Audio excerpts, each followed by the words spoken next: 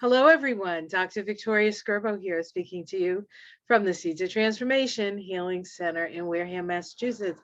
I'm here with my good friend, Reverend Denise Roberge. Hello, Denise. Hello, Vicki. How are you? I know you guys have been waiting for this. It's another high tea with Denise and Vicki. Hi, So, everybody. so we kind of are winging this one today. But one of the main issues I think that we're all sort of dealing with at this time is the issue and the feeling of grief. Denise just lost a very good, an old, well, the woman wasn't old, but they've known each other for a long time. Friends, they just had a Yeah, memorial. 42 or 43 years. Yeah, that's a long time to know Yeah, somebody, and if you're with somebody for that long, you really know their heart. Otherwise, you wouldn't be with them, right? right. Right. So Denise has been dealing with the loss of a good friend, but you were just saying, as we were discussing before we got on, that the people around her um, held you in your they allowed you the grief, they allowed you to mourn, they didn't try to fix anything, they just sort of supported you in the feelings that you were having. It was a really beautiful experience. I mostly don't feel sad that my friend left. Like, most of me is not sad. It was her time.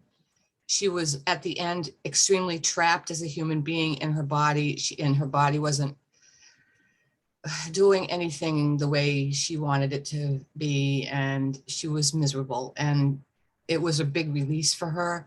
And most of us felt that. We felt like, oh, she's now in her natural state, and the people around her, she's such a high vibrational, incredibly loving woman, that, and her husband as well, who I've known for 50 years, that there's just light all around her all the time. So anyone who's the least bit sensitive or psychic, most of the people are still talking to her as if she's still on the planet and getting responses.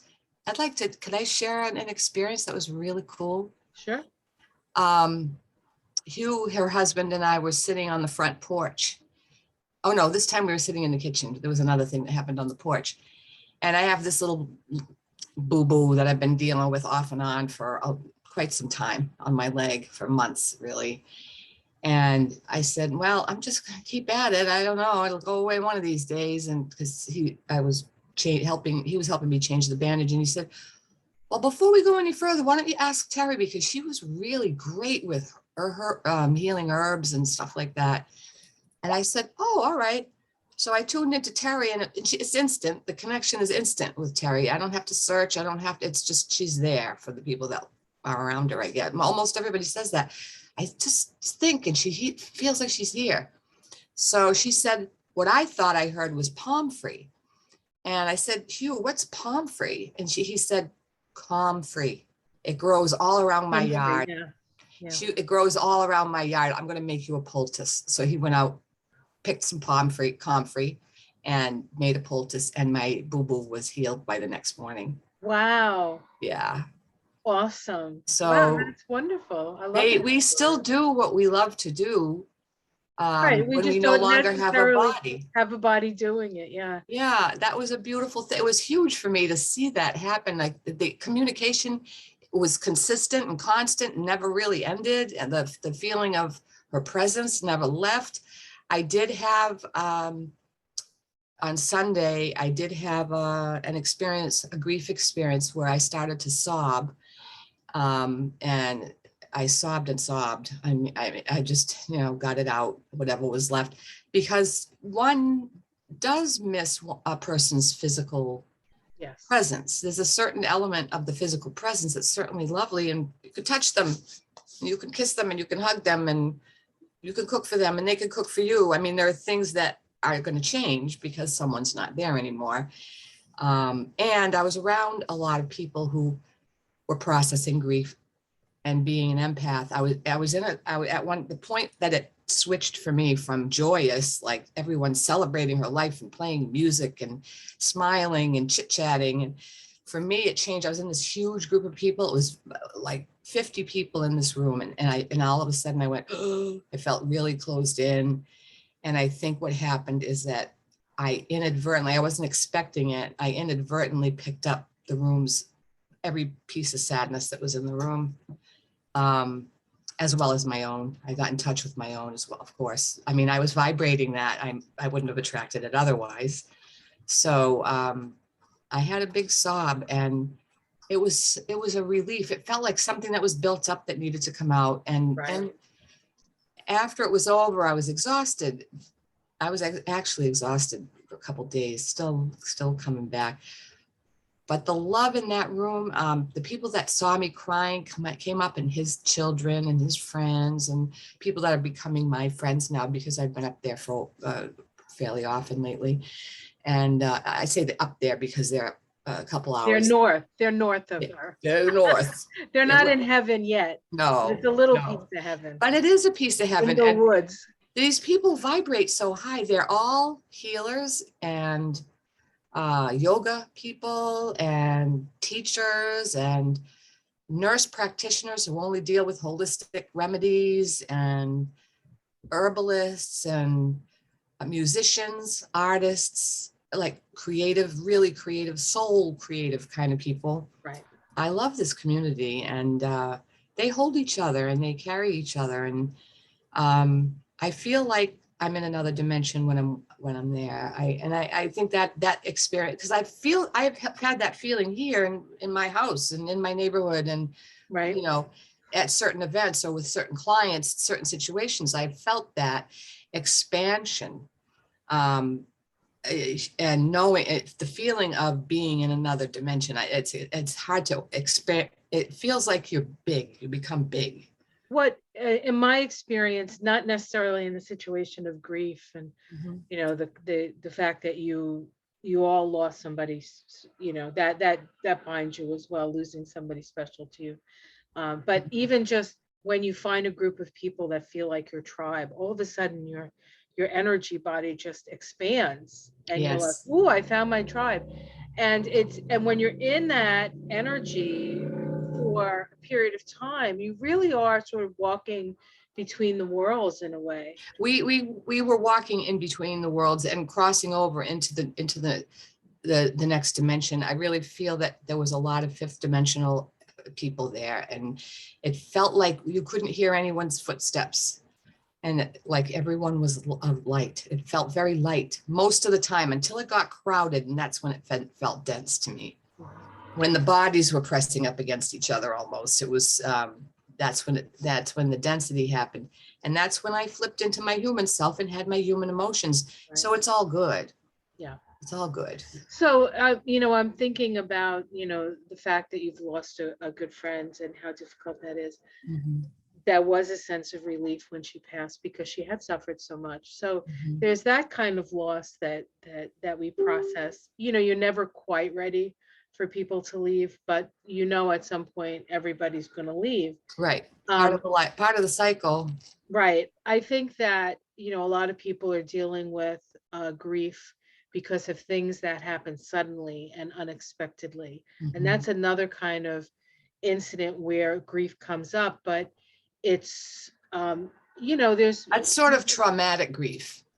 Right. It's trauma when something happens very suddenly. Well, very suddenly, and especially if it's against, you know, if it's when you see children, right? When it, like we see what happened in Texas, or we see what happens in Buffalo. Yes. Or, you know, we see these sort of mass, you know, it's to me, it's a tragedy on so many levels. But one of the things is the waste of potential, the waste of the possibilities of, you know, what could have been. And I think that that's something that's very difficult to come to terms with. It is for some people. It is for many people. I have to say, when one would raise their vibration high enough and see from a different perspective, from a higher, I don't mean higher and lower as in a hierarchy. I just mean lighter. Let's call it lighter rather than higher. Less dense or broader. Broader, Or a bigger, broader, or maybe bigger picture, right? right? Bigger picture. When you look at it from a bigger picture, where I find God or love or healing in a tragedy, and this is how I process now the things that go on. First of all, I try not to pay too much attention. I like to know what's going on to a certain point, and then I'm done. You know what I mean? I haven't read everything there is to know about all the Texas shootings, and I know about it. I know enough. That's how I feel. I watch the news like, okay, I know that. I'm shutting it off now. And I know kind of what to pray about or who to send energy to, or that's all I need to know. Is there a part I can play in this to help? If there is, that's the point of news for me. Right. It's not to wallow. It's not to torture myself, although I have been known to do that a few years ago when a certain person became president. I did torture myself a bit, but I think we all tortured ourselves. yeah. But I think that was really part of the whole lesson with that. Oh, the beginning. I mean, Yeah, the beginning of a whole new lesson for us. Not really I a mean, new lesson. it was suffering on a very high degree, Mhm. constantly, to get to a point of having to just realize that you yourself don't have that much control over what, It's you a know, kind big of lesson in having no control. you have you the only thing you really have control over is your own responses to things, and Your that's own always a reactions. choice. Sometimes it doesn't feel like a choice. Mhm. Sometimes when there's a situation where you feel like there's an injustice or Mhm. and the like, but we still do have a choice. And in our deepest grief, I think, for me, um and I can't say I mean, I've lost my dad, I've lost my sister. Those were very difficult losses for me. Mhm. Um, I haven't had like somebody taken away suddenly. You know, my dad sort of, but he was 83. So, I mean, he Right, was, so you expect at 83, like maybe something could happen, right. I mean, it's just like, it's not as much of a shock as it is, if a child passes or something tragic happens like that. If you don't mind, I'd like to say something about the loss of young people or children.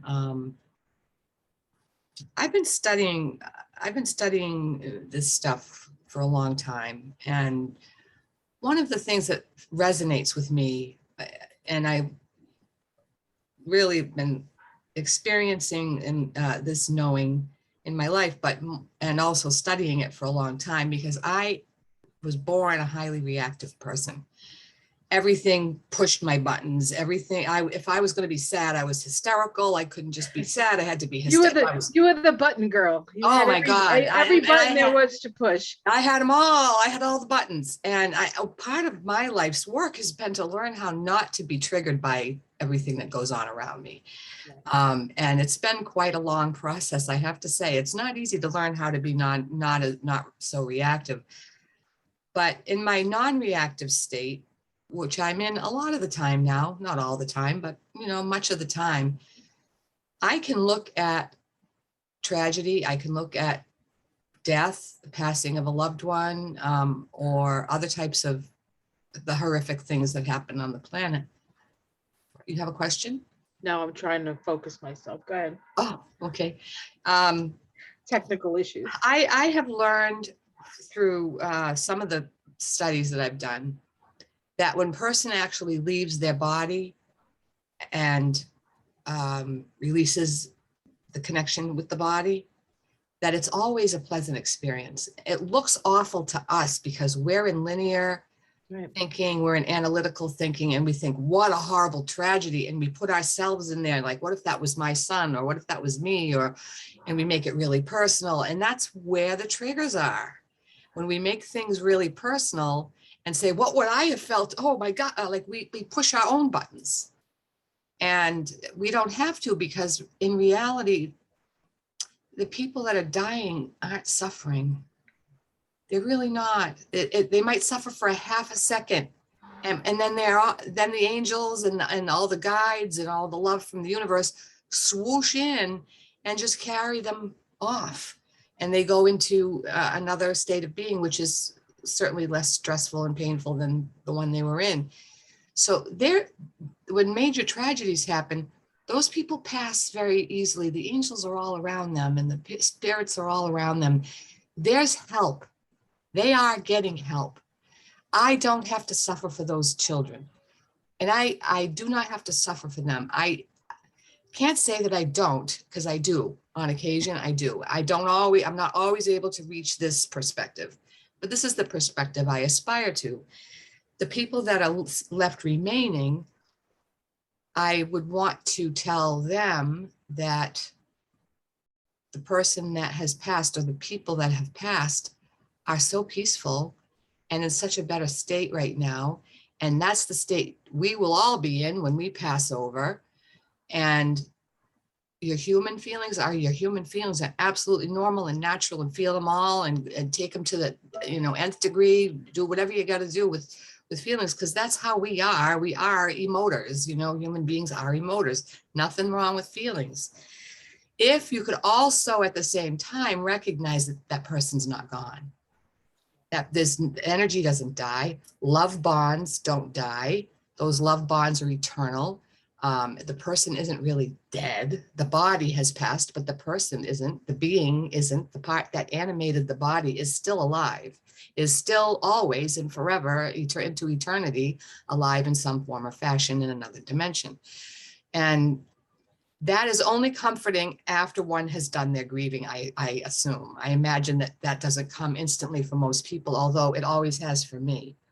I don't know why I've always accepted most deaths with equanimity. And horror, I go, okay, how can I help? Who needs light? That's how I respond now. And I send light. I send light to the people that still remain, because that's the saddest part for me, is the people that have lost the people that have died. They're all right. They're fine. They're happy. So how do we switch from being in grief and overwhelming sadness, which is certainly a normal human condition, into learning how to communicate maybe with our loved ones, into learning about, that's why mediums are so popular, because it's really hard for many people to understand that even though the body is dead, the person isn't. So when they go to a medium and the medium gives them a message from their loved one, it's so soul comforting, it just comforts them all the way through, to know that they're still alive. So I value like the work of Roland Comtois, for example, and other great mediums who are running around this planet comforting people when they're in great loss and great sadness, helping them to understand that life is eternal and love is eternal and bonds are not broken and relationships are not broken.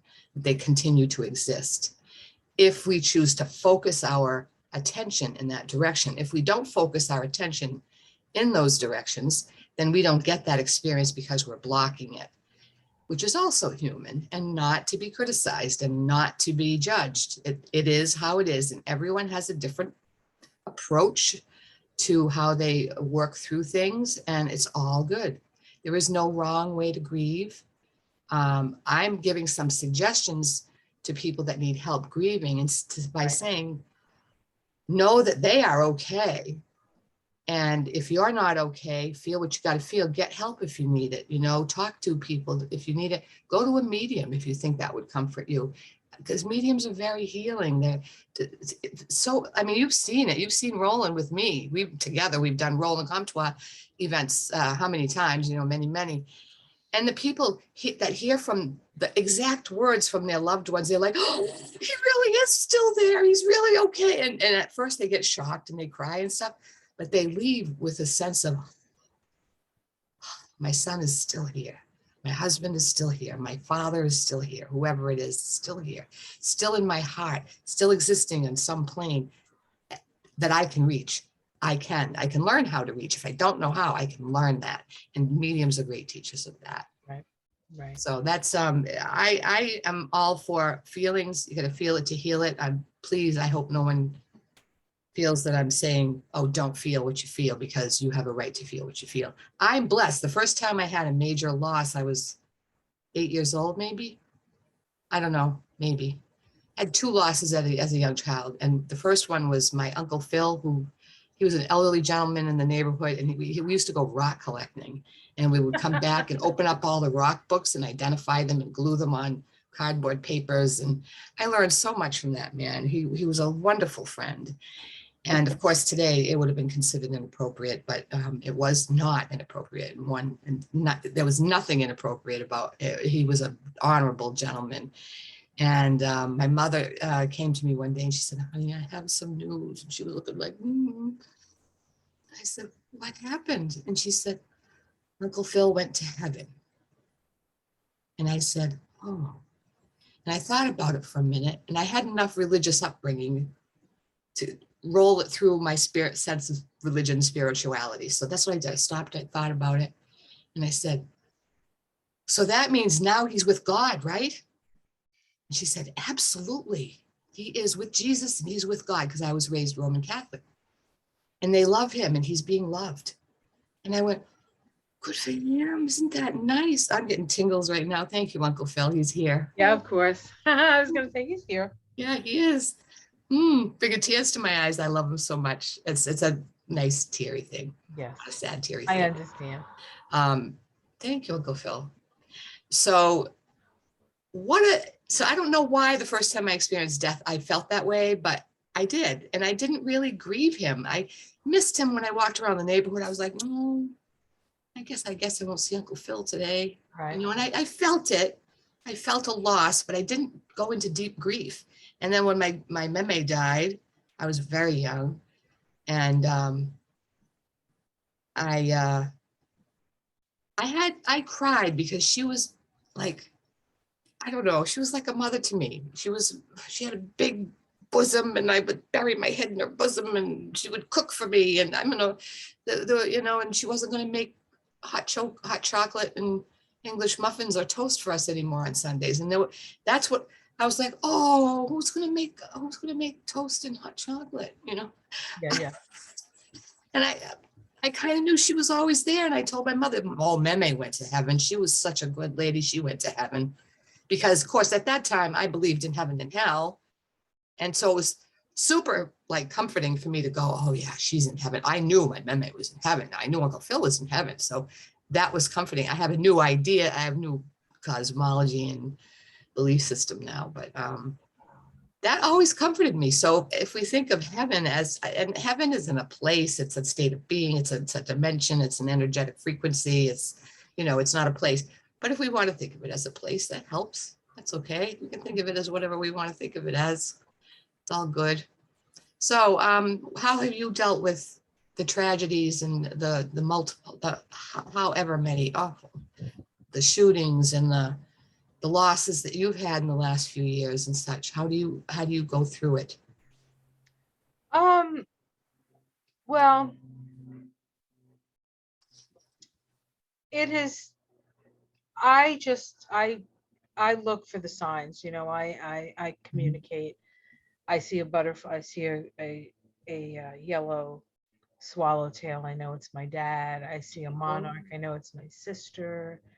That's so nice. I love that. My sister was born on 9/11. Every time I see 9/11 if I look at the clock or or my phone and it says 9/11, I know that it's a message from my sister. So I have my ways of communicating. And they have their ways of letting you know too. And it does work both ways. It does work both ways. It does. Absolutely. There's the probably the most profound loss for me was the loss of my dad. Mm-hmm. And that was 2004. So it's 18 years ago. And it's, in its way, it's still fresh, but I feel like he's really here anyway. Mm-hmm. Like, I don't feel a separation from him. Again, in the beginning, it's the loss of the physical self. I used to love to look at the back of his hands. He had old man hands with freckles and stuff. And I he just had, I loved looking at his hands, like I was in love with my father's hands. So that I missed, I missed being able to hug him and squeeze him, and because he was kind of a very reserved gentleman, and I would be the one who would go over and give him a hug, and he'd get all red, and it'd be like that. And he finally like got But he let you do that, of even though it course, might have been I not was his his, nature. He learned how to embrace that in you. That's a wonderful thing. yeah, no, it's funny. I was thinking about him yesterday, and how, and even remarking to Michael how much my father really loved me. I think that um well, first of all, he adopted me, so he wasn't my biological father, Mhm. but he was definitely my spiritual father and my protector and all those things. And you miss them, but you take all the lessons that they teach you with you too. I mean, Yes. he was a I used to complain to him when I was in chiropractic college, even college, and I would say, Dad, all I do is study. All I'm doing is, I never get to go out. All my friends are going out. They're going to concerts. I was always like a poor student. Couldn't go anywhere. I had so much studying to do because I was like a science major. And he said, Poor student, I doubt that. You have a brain like a steel "Oh, I trap. had a great brain, but I had a very, very small wallet." When I say poor student, I'm talking about, Oh, poverty stricken. macaroni and cheese and hot Oh, yeah, dogs with, I get water. that. Remember that? Remember those Ah, days? yeah, ramen noodles. Ramen- Yeah. Peanut butter and jelly. Yeah. Hmm. Yeah. The first time I ran out of peanut butter, I thought it was the end of the world. But anyway, um, but you learn, and you take it with you, and Hmm. they never really leave. I mean, that is the thing. And when we see these tragedies, we feel them collectively. It's very, very difficult. It is. It's been a very difficult couple of years, not just And with. part of the as a collective, what we're facing is the fact that America is the only country that has chronic mass shootings. So it's a collective issue, not just an individual issue. And what's going on? Why is this allowed? I mean, how is this happening? Why is this happening? What can we do about it as a collective, as a country? And I think I haven't been, when I'm in New Hampshire, I barely get any phone. I mean, sometimes I can get the phone, sometimes I can't. So I'm not in touch with anything. But before I left, I heard that Biden was going to sign something into law of banning assault weapons or restricting the use of them or something. Do you know about that? um there was some some changes in some sort of federal guidelines. Oh, But there's still, I know New York just, the New York State just passed a law that you can't get an assault weapon until you're 21. So the states are doing what they can do. The states that care to do anything, right? Like the states like Texas aren't really doing anything no. but obfuscating. But I really feel like, I feel like when Sandy Hook happened back in 2012, it was such a shock. It It was was. just beyond our comprehension It that was. in America, like that there would be this murder of children. Mhm, The only other places that I've heard of like murder of children like that was in Pakistan. There was mhm, there and in Russia or Georgia, mhm. maybe it was. And of course, There, during the Holocaust, well, I mean, recent recent history, past. right? Yeah. So, this sacrificing of children to me is so pathological, and Barbaric. it's women and children, like you kill the children and make the women have children to what, to do what do you, for what ends, right? So it just, I feel like the Uvalde shooting, because it was so connected in its way to um, the shooting in Newtown, Connecticut. There were so many commonalities Mhm. the age of the gunman, the fact that he attacked, little children that they can't even identify. They needed DNA to Mm, mm, identify. mm, I mean, this mm, is like, mm. oh, these are babies. Like, what did they do to deserve being gunned down and mowed down? They did nothing. They're the Can we innocent. talk about that for a minute? I Well, let want me let me finish. let me finish my thought, right? So I think that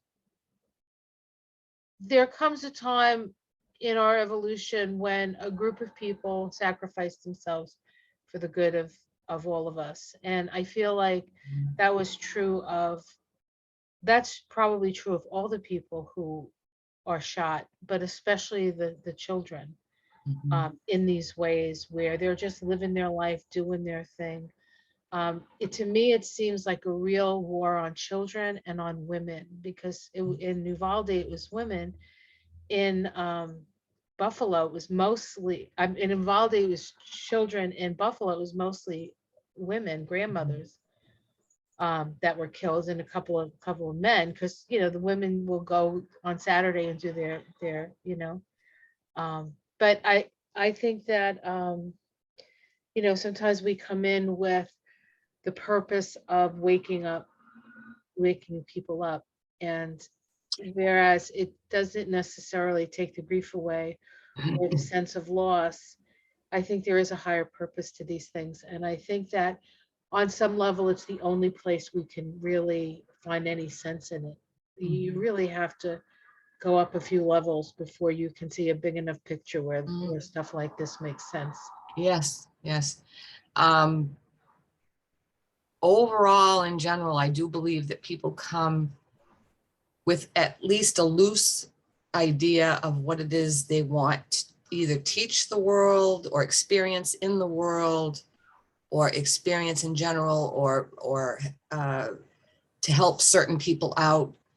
And then when that is done, they and sometimes I believe that's true, that these children are sacrificing. If we look at it from 3 dimensions up or 2 dimensions up, not from a human perspective, but from a more, higher level, lighter level, a more light-filled level, we recognize that as sad as it is and tragic, and it is as in the human, to the human eyes, they volunteered to help with a cause. And God bless and Goddess bless and universe bless the children that came here to teach us about assault weapons and to teach us about misogyny and to teach us about what we're not doing as a country and what needs to be done as a country. And they gave the ultimate sacrifice and to help the world see the underlying pathology and to start to work toward changing it. It's a big deal. Sometime I knew a little boy who died at 8 years old of cancer. And he was quite a teacher. Everyone loved this boy. This boy was very light filled. He was an amazing, amazing person. And He's the one that used to come through and rolling all the he time, right? all the time. The little blonde boy. Well, he came through the day of his funeral. I went to his funeral. The day of his funeral, I did that later that morning. I did a radio show with Roland Comtois. And Roland just stopped and he went, A-D-N-E, wow, I don't know why. I don't know. All these letters are coming to me. And I said, it's Aiden, A-Y-D-E-N. He said, okay, all right. And Aiden came through and gave messaging over the air, which the day he died, he was a holy soul. This boy was, he wanted to tell everybody that how good he was. That was his And, message. and I think that Oh, I'm good. I run now. I'm happy. I've got everything I want here. My legs work. I'm not stuck in bed. I love it. I run as far as I want now, and my legs work. I got my legs back. yeah, He's here I to give think joy and hope. I think that these people, these souls who depart, especially in these tragic ways, are young souls, or against the natural order of things, we could call it, right? They really are the bridge. They are the bridge for us. They because we love them, and they're on the other side. The love gets bigger. Yes, it And, expands. and All contrast expands love. All contrast does. Every death and other things, everything that we go through in life that's difficult, if we can stay aware and awake and do whatever we feel is the next right step, eventually we can understand that expansion and we can feel that expansion, both individually and collectively and globally, really.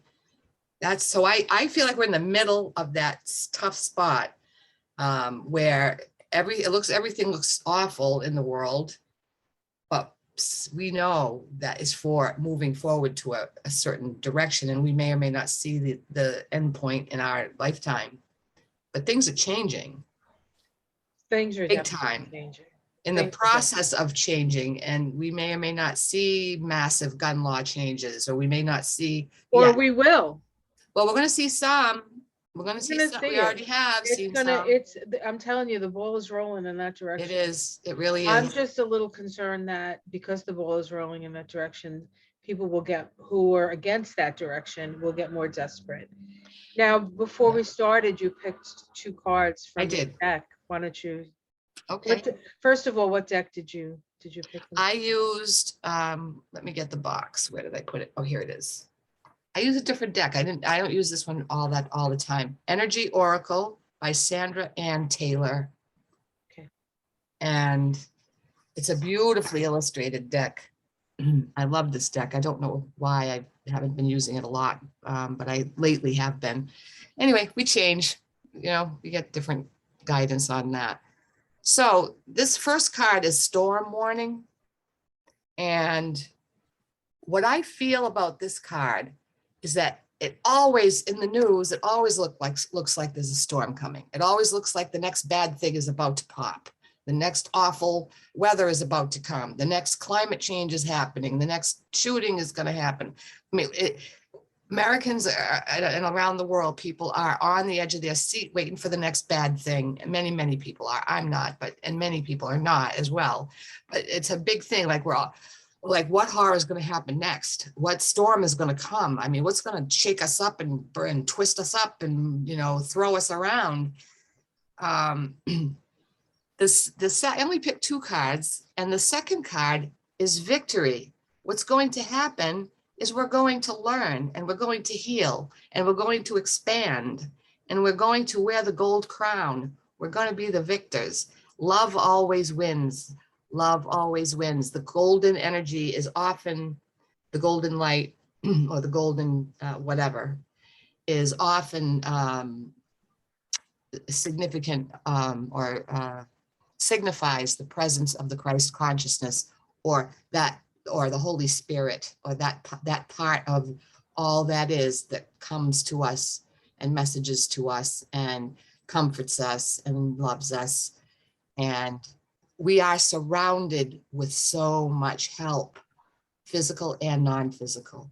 And if we can turn to this card is saying to me, when we turn to the non-physical help and we try to understand who we really are, which is infinite and loving and never ending. And that if one life dies, it comes back and does something else. And we can always connect with whoever we love, no matter where they are in the universe. Love always wins. Energy does not die. And if you notice, this woman is weary. Yeah. It was a hard-won victory. It always is a hard-won victory. It's a hard-won victory. She's tired, but she won.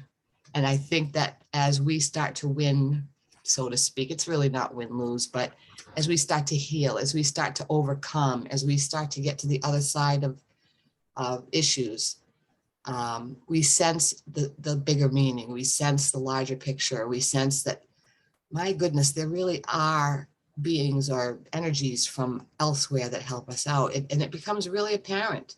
People are really noticing birds, for example, as you so aptly described. I'm hearing people that don't necessarily have a highly developed sense of spirituality, but they talk about the planet in this glorious way, which is fabulous because that's part of it. And they go, oh, the birds, you know what it said to me? Terry talked to me through the birds.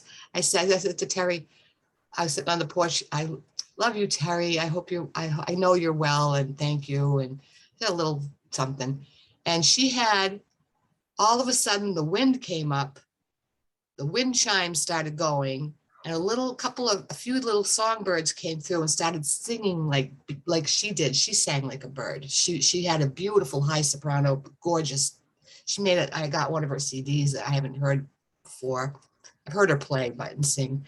So I was just awash with fifth dimensional light that whole weekend until I slammed into my body from being pressed up against too much human flesh. But I needed to get back into my body for a minute and take care of my body and release energy. And that's what tears do. Tears are good for us. Even though it's not always easy or fun, they're good for us. And I got that too. So cry, cry, cry. And then when it's over, know that you are on the road to victory. And no matter what's in front of your face and no matter what situation is happening, yeah, people are going to be, hey, watch out for this and watch out for that. And this is going to happen and that's going to happen. Well, yeah, maybe, but don't take this as seriously as knowing that the end is going to be, you're going to win if you keep at it. Keep putting one illuminated step in front of the other. And the help we have is immense. It's infinite.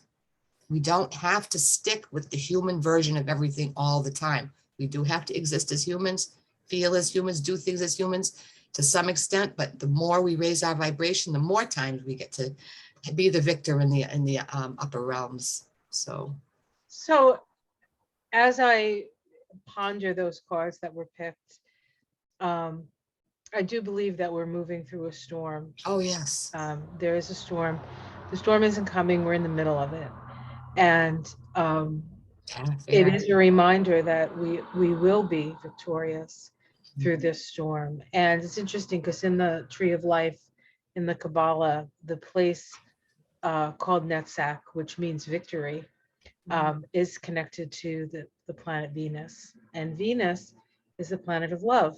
Yes. And so it is true. It is through love. It is through our connection to our hearts. And our hearts are happy, glorious, joyous places. And our hearts can be very, sad, winsome. I think that's the word I want to use, places. And it's all okay. It's all okay. What you're feeling, to feel is to heal. Yes. And we all are mourning on a certain level. Yes. So much. I mean, if we went back even 2 years, we would overwhelm ourselves with all the sad things that have happened, but so much. Vicki, you're frozen, dear. I don't know if you can hear me. You're frozen. I don't know what to do right now. I don't know if I'm still live and Vicki's frozen or if she's talking and I can't hear her. I'm going to give it a minute. In fact, I'm going to call Vicki. I don't know if this is still going, but I'll wrap it up if she doesn't come back. Hang on 1 second. I'm telling her she's frozen. Oh, she's gone. I don't know if I'm recording or not. I am recording. Vicki is lost in Cyberland at the moment. So I'm going to wrap this up. I know she had to go anyway. Hang on a second. I'm going to just tell her I'll finish up.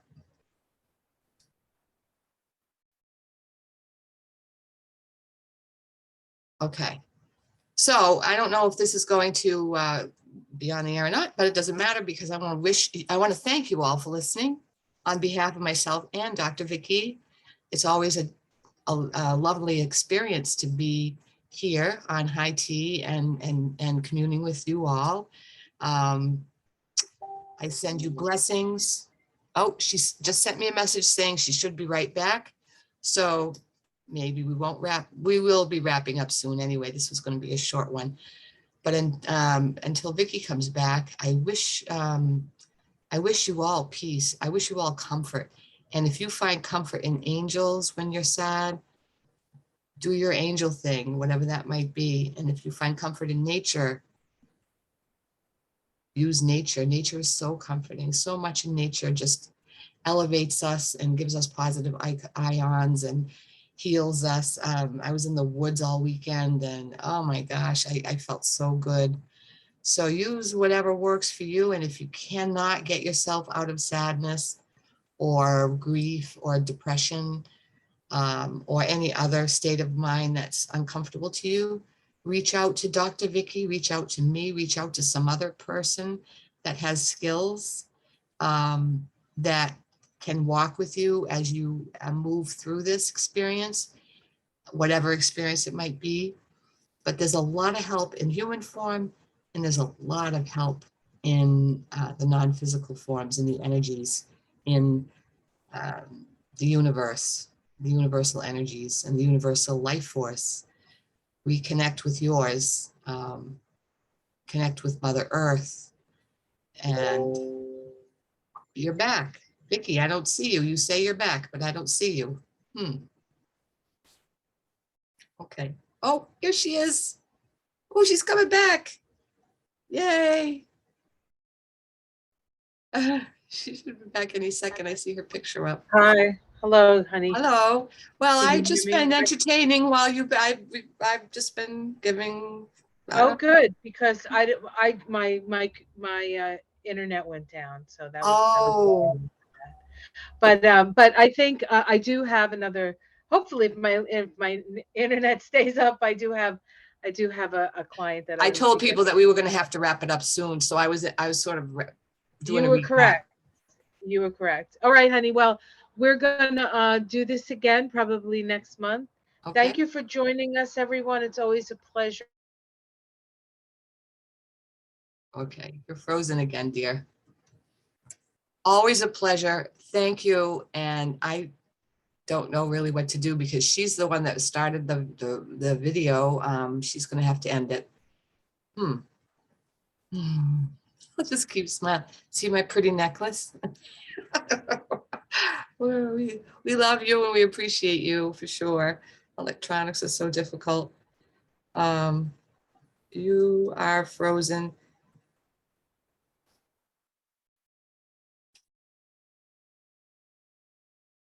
I'm going to tell her to just shut it down. She already said her lovely goodbye, and I'm going to say mine. Thank you. If you want to reach Dr. Vicki, she's available at www.seedsoftransformation.com. If you ever wanted to reach me, I do readings and channeling and EFT and Reiki and mentorship and all kinds of classes and whatnot. My website's www.onemindspiritualservices.com. Oh, she already signed off. Bye.